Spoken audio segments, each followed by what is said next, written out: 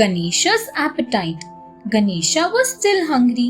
He had eaten all that Kuber's attendants had laid out for him. Yet he kept asking for more and more food. Kuber was worried.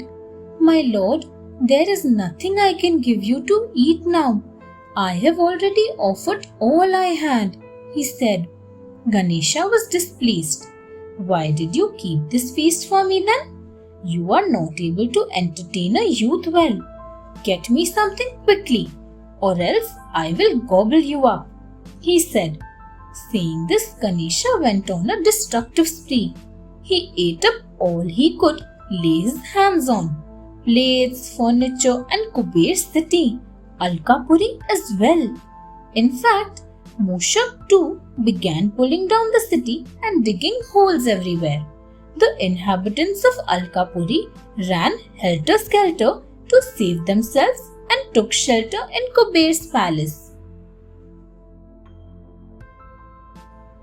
Kuber realizes his mistake. Kuber rushed back to Mount Kailash. He told the whole story to Shiva. "Please help me, protect me from Ganesha's fury. What should I do to satisfy his hunger?" cried Kuber. "Don't worry, Kuber. Ganesha is just teaching you a lesson in humility. You were too proud of your riches. False pride always does one harm," said Shiva. Kuber understood his mistake. He begged forgiveness and apologized for being blinded by the fake luster of his riches.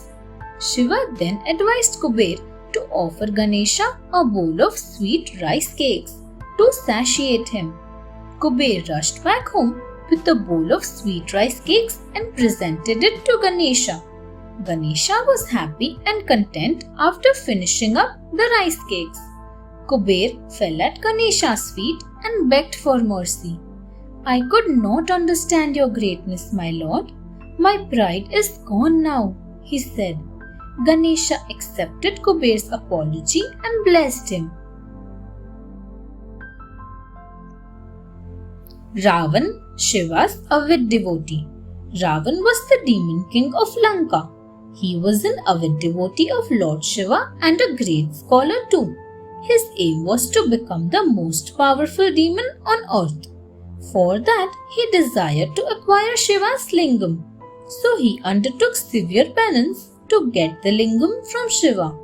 Ravan had earlier been granted a boon by Brahma that his heads and arms could never be destroyed. So he offered his heads one by one daily to Shiva. To appease Shiva, Ravan also did severe penance on Mount Kailash and prayed to him day and night without food or water. Shiva was delighted with Ravan's devotion and appeared before him. "I am very pleased with your prayers. Ask for anything you desire," he said. Ravan asked for Shiva's lingam. He said he wanted his blessings so that he might become the most important and strong demon on earth.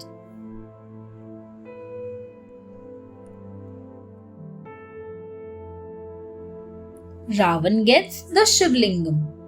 Shiva was pleased with Ravan's dedication and presented him the lingam, but on certain conditions.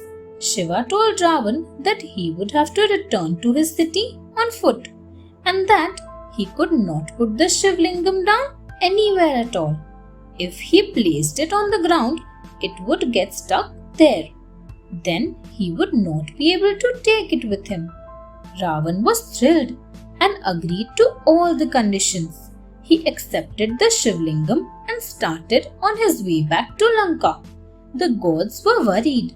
Ravan, who was already dangerous, would gain a lot of power and become invincible if he was able to reach Lanka with the Shivlingam. They rushed to Ganesh and said, "Lord, we are very scared. Ravan will become the most powerful being on earth if he succeeds in placing the Shivlingam in Lanka. The power he attains will be put to some evil use and he will destroy the whole universe." Thanks for watching. Do like, share Subscribe to Sahil Book House.